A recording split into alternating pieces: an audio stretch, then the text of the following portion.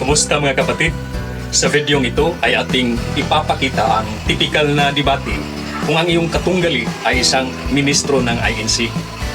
Ang paksa ng debating ito ay tungkol sa doktrina ng demonyo na nakasaad sa 1 Timoteo 4.3. Ang magre-representa sa INC ay walang iba kundi ang kanilang pinakamahusay daw na debatidor na si kapatid na Jose Ventilacion. Pinalilitaw ng mga INC na tayong mga Katoliko raw ang may doktrina ng demonyo dahil pinagbawalan daw na mag-asawa ang mga pari at di daw tayo kumakain ng karne tuwing Kwaresma. Ating panoorin kung paano natin ito sasagutin. Ayon sa mga kapatid natin sa Iglesia ni Cristo na tatag ni Manalo at kahit na sa mga Ang Dating Daan o MCGI na tatag din ni Soriano, tayong mga Katoliko raw ay sumunod sa doktrina ng demonyo. Yan ay dahil daw sa pagbabawal ng pagkain ng karne at silibasi o hindi pag-aasawa ng mga pari. Ito daw ay katuparan sa 1 Timoteo 4.3. Totoo ba ito? Maling-mali po. Una sa lahat, atin munang i-define kung ano ang ibig sabihin ng doktrina at kung ang abstinence o fasting at ang silibasi nga ba ay isang doktrina o isang disiplina lamang. Ayon kay Merriam-Webster Dictionary, doctrine, a principle or position or the body of principles in a branch of knowledge or system of belief. Kaya ang ibig sabihin ng doktrina pala ay ang pangunahing prinsipyo sa ating pinaniniwalaan. Yan talaga ang pinakakrido o ang fundamental beliefs ng isang relihiyon. Ang halimbawa ng doktrina sa Katoliko ay ang Holy Trinity o kaya ang hypostatic union of Christ na si Kristo ay tunay na tao at tunay na Diyos at marami pa. Ang mga halimbawa naman sa doktrina ng INC ay ang paniniwala na si Manalo ay ang huling sugo. At ang paniniwala din nila na si Kristo ay tao lamang. At ang doktrina nila na dapat hindi mag-aasawa sa hindi kapwa Iglesia ni Kristo at ang hindi pagkain ng dugo o kaya'y dinuguan. Yan po ay nakasaad sa kanilang fundamental beliefs of Iglesia ni Kristo na ang may akda ay si Eranio Manalo.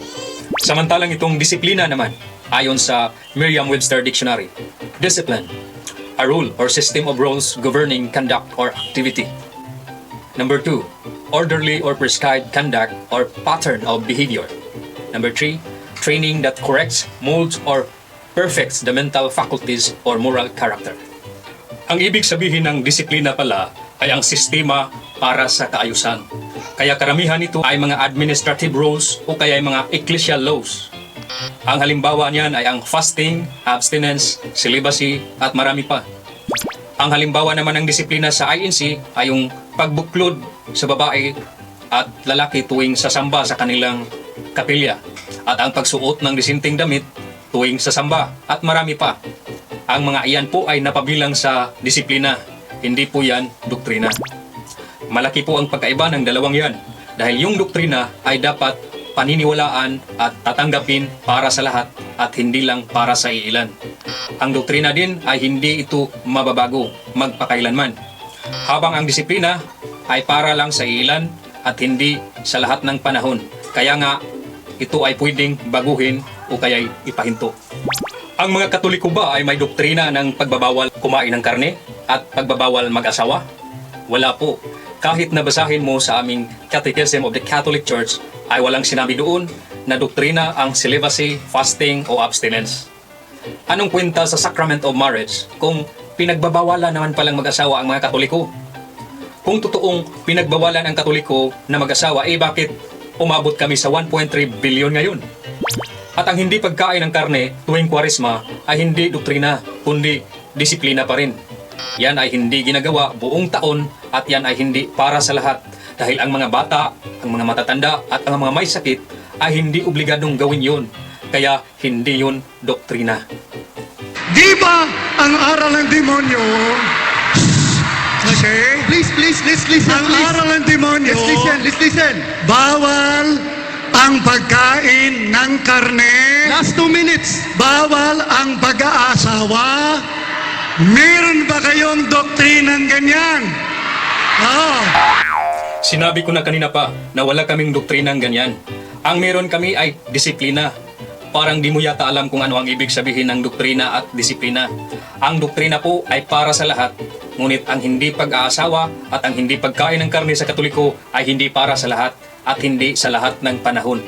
Kaya nga umabot kami sa 1.3 billion at isa kami sa mga meat eaters o kumakain ng karne sa mundo. Tingnan mo nga doon sa merkado kung sino ang nagtitinda ng karne at sino ang mga bumibili. Di ba mga Katoliko? Ang mirong doktrina ng demonyo ay ang INC na ayon sa pandoktrina at kahit nasa fundamental beliefs ng INC ay bawal talaga kayong mag-asawa sa mga hindi kaanib sa INC at bawal kayong kumain ng dugo. Please. Di ba ang nakasulat sa 4.3, hindi naman dugo, kundi karne? Di ba? Oo. Di ba may doktrina ba kayo? Bawal ang pagkain ng karne? Sagot! Naku kapatid na ventilasyon, parang di mo yata naintindihan ang 1 Timoteo 4.3. Nakabasa ka lang ng salitang karne? Ay gusto mo nang palitawin na yan ay laman o flesh ng hayop? Aba hindi po. Akala ko ba nakapag-aral ka ng Greek? When you are studying textual criticism, right, you have to decipher these manuscripts used as a basis for the translation into English. Dahil kung babasahin natin ang mga Greek manuscripts, ang lingwahe na ginamit sa pagsulat sa Bagong Tipan, ang nakasulat doon ay bromaton, na ang ibig sabihin ay uri ng pagkain. At yan ay galing sa salitang broma, na ang ibig sabihin ay food o pagkain. Kaya nga, ang mga modernong Bible translations ngayon, ang ginamit ay food. Dahil ang flesh o karne o laman ng hayop na kinakain sa Griego po ay krias, hindi bromaton. Yan ay ayon sa 1 Corinto 8.13. Hindi po krias ang nakalagay dyan sa 1 Timoteo 4.3 kundi bromaton, na ibig sabihin ay uri ng pagkain. Akala ko ba nakapag-aral ka ng textual criticism sa Greek New Testament? Bakit di mo alam yan? When you are studying textual criticism, right, you have to decipher these manuscripts used as a basis for the translation into English.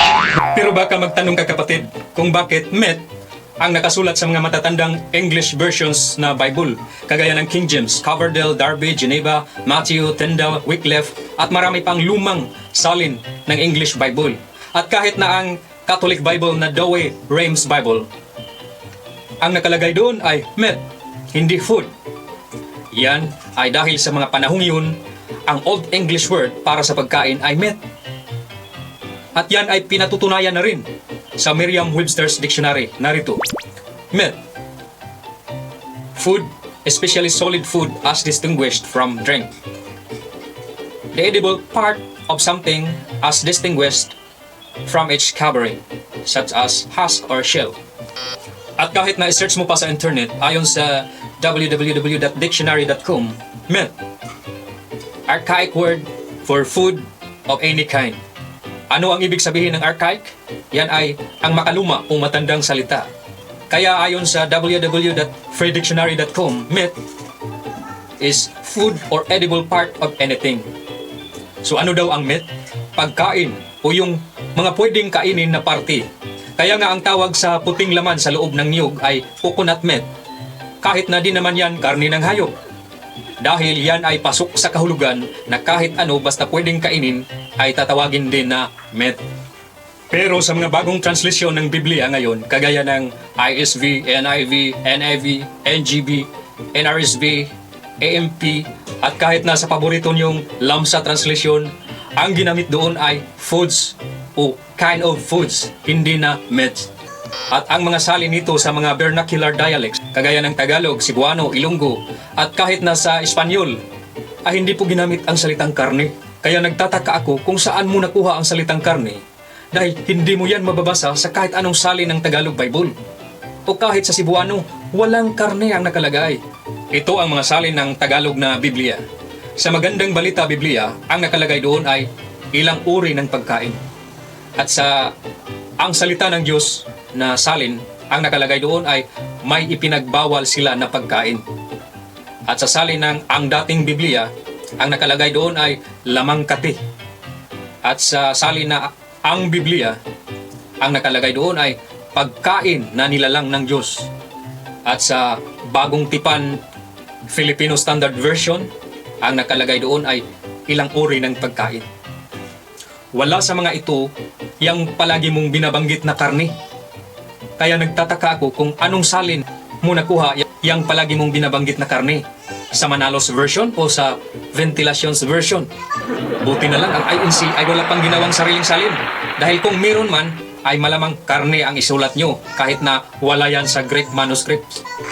Ang tinatanong ko sa 4.3 ng Timoteo, ang ipinagbabawal ba doon, dugo o karne? Sagot! Ang pinagbabawal doon ay bromaton o uri ng pagkain. At ang dugo o dinuguan ay isang uri ng pagkain na ipinagbabawal nyo sa lahat ng INC members. Kaya kayo ang may doktrina ng demonyo. Dahil kayong lahat talaga ay bawal kumain ng dinuguan at kahit anong pagkain basta may dugo. Sa lahat ng panahon. Kaming mga Katoliko ay hindi pinagbabawalang kumain. Kaya nga, nagkaka-high blood na ang karamihan sa amin sa palaging pagkakain ng karne. At yung pag-abstain ng karne ay hindi para sa lahat ng Katoliko, kundi sa mga may malalakas na pangangatawan lang. Di kasali ang mga may sakit, ang mga bata at ang mga matatanda diyan. At di yan ginagawa sa lahat ng panahon dahil iilang araw lang yan gagawin tuwing Kwaresma. Mas marami ang araw na kumakain kami ng karne, kaya mabinta ang karne sa mga Katolikong bansa. Dahil kumakain kami ng karne. Sa INC, ang hindi pagkain ng dugo ay doktrina talaga para sa lahat at para sa lahat ng panahon. Kaya hindi namin mabibinta ang tinitinda naming dinuguan sa inyo dahil pinagbabawalan kayong kumain ng ganitong uri ng pagkain na siyang tanda sa doktrina ng demonyo. Ang sabi ni Kristo, hindi nakakadumi ang pumapasok sa bibig, kundi ang lumalabas nito. Pero kinukontra niyo si Kristo. Ang tanong ko sa iyo kanina, doon sa unang Timoteo 4.3, ano ba ang bawal kainin? Ang ipinipilit mo, dugo. Wala ka namang mababasang dugo dun eh. Naku kapatid, paulit-ulit na lang ba tayong magtatangahan ito? Ang mababasa nga natin sa Greek Bible ay bromaton, na ibig sabihin ay uri ng pagkain. At ang dugo o dinuguan ay isang uri ng pagkain. At di mo ba alam na ang dugo na uri ng pagkain ay tinatawag din na liquid meat? Dahil ang sustansya o nutrisyon na makukuha natin dito ay protina din kagaya ng karne. I-search mo nga sa Wikipedia, ito ang nakasulat. Blood is the most important byproduct of slaughtering. It consists predominantly of protein and water and is sometimes called liquid meat because its composition is similar to that of lean meat. Blood collected hygienically can be used for human consumption. Otherwise, it is converted to blood meal. Lalong lumilinaw na isa din kayo sa katuparan sa mga tumalikod dahil sumunod sa aral ng demonyo. Isabi na nga ng encyclopedia na ang dugo ay liquid meat o karneng likido. At ang INC ay nagbabawal sa lahat ng kaanib na kumain ng dugo o liquid meat. Ano na namang palusot mo dito? Ang mababasa, pakibigay mo na sa akin yung Dewey Rhymes. Babasahin ko na lang. Doctrines of devils. Number 1, forbidding to marry, to abstain from meats. Ano ba yung meats? Dugo o karne? Naku kapatid na Joe, ilang bisis ko nang sinagot yan. Ang salitang meat na dyan sa Douay Rheims na binasa mo ay ang Old English nga ng food. Sa panahong iyon kasi, ang katumbas na salita para sa food ay meat. Pwede mong basahin sa Douay Rheims kung saan ang ginamit na salita ay meat sa halip na food. Halimbawa, sa Mateo 3.4, ang ginamit ay meat sa halip na food. At sa Mateo 24.45, sa Marcos 6.36, sa Juan 4.8, sa Juan 4.34, sa Roma 14.17, napakarami pong verse dyan kung saan meat ang ginamit instead na food. At yan din ang ginamit sa ibang salin ng mga lumang English Bible kagaya ng King James, Tyndale, Geneva at marami pa. Dahil nga ang meat ay ang archaic o Old English ng food. Sa mga panahong iyon din, ginamit ang mga Old English na salita kagaya ng thy, thou, thee at thine na hindi mo na mababasa sa mga modernong English Bible. Ang Douay Rheims kasi ay naipublish ng mga Katoliko noong 16th century. Tanong ko sa iyo kapatid, nasaan na ba ang INC sa panahong naipublish ang Douay-Rheims Bible noong 16th century? Paano mo ngayon sasabihin dito sa mga iglesia ni Kristong narito, bumalik kayo sa Katoliko? E di balik na naman kami sa pagsunod sa aral ng demonyo. Mahal na mahal namin kayo. Ayaw namin kayong madaya nitong mga bulaang propetang ito na, alam ninyo, itong aklat na ito, kung may time lang tayo, sinasabi raw ni Mary, among my priest, true wolves in sheep's clothing, mga lobo, false prophets, ang mga priest. Isip-isipin ninyo, ang itinuro sa inyo ng mga kaibigan namin Katoliko, hindi aral ng Diyos, aral ng demonyo. Naku, false prophets daw ang mga paring Katoliko. Pero napakahalaga para sa inyo ang mga aklat na gawa ng paring Katoliko. Naniniwala pala kayo sa mga false prophets dahil pinaniniwalaan nyo ang sinabi ni Father Horacio de la Costa tungkol sa salitang Far East. Narito ang sinabi mo. Is the Philippines in the Far East? What is your answer? If you're not convinced yet, we have a priest by the name of Horacio de la Costa, a member of the Society of Jesus. We have a priest by the name of Horacio de la Costa, a member of the Society of Jesus, who said in his book, page 169, it cannot be without significance that a country which stands almost at a geographical center of the Far East, the Philippines, should also be that in which Christianity has taken the deepest root. Our Catholic friend, the priest, said the Philippines is where? At the geographical center of the what? Of the Far East. O diba, sinabi mo na, false prophets ang mga pare, pero ngayon, naniniwala ka naman pala sa sinabi ng mga itinuturing ninyong false prophets. Sino na ngayon ang maniniwala sa inyo dahil sa napakabaluktot mong mga argumento? Sa makatuwid, malinaw na ang isa sa katuparan ng 1 Timoteo 4.3 na sumunod sa doktrina ng demonyo ay ang kultong Iglesia ni Cristo na tatag ni Felix Manalo. Dahil nakalagay talaga sa kanilang pandoktrina o sa kanilang fundamental beliefs na bawal kumain ng dugo, which is a liquid meat o karneng likido, at ang mga membro ay pinagbabawalang mag-asawa sa mga hindi kaanib ng INC. At ang mga iyon ay dapat sundin para sa lahat ng INC at sa lahat ng panahon. Kaya nga, doktrina nila yun. Yan ay mababasa sa kanilang official na doktrina, sa kanilang fundamental beliefs of the Iglesia ni Cristo, page 103. Members of the Church of Christ or Iglesia ni Cristo are prohibited from eating blood and from contracting marriage with those of other faiths. These prohibitions are criticized by our detractors, especially in the Philippines, where the eating of blood and mixed marriages are commonplace. Ating gagamitin ang paboritong Biblia nyo na Lamsa Bible. Kung ano ang nakalagay sa 1 Timoteo 4.3, ito ang nakasulat. Who prohibit marriage and demands abstinence from foods which God has created for use and thanksgiving of those who believe and know the truth. Ngayon, nagkamali ba si Lamsa sa salin niya sa 1 Timoteo 4.3? Kahit na tama yun batay sa nakasulat sa Greek Bible?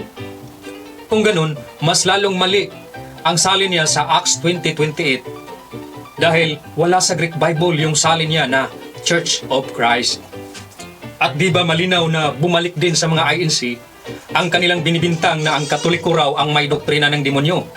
Sila naman pala ang meron nito. Dahil nga, yung dugo o dinuguan ay isang uri ng pagkain at tinatawag pa nga na liquid meat. At nagbabawal sila sa lahat ng INC members na mag-asawa sa hindi kaanib ng INC. At ang mga ito ay doktrina nila, hindi lang ito isang disiplina. Kaya nga, ang mga sumuway sa mga doktrinang ito ay ititiwalag o e-expel sa INC. Ganyan ka-estrikto ang INC kung susuway ka sa mga doktrina nila.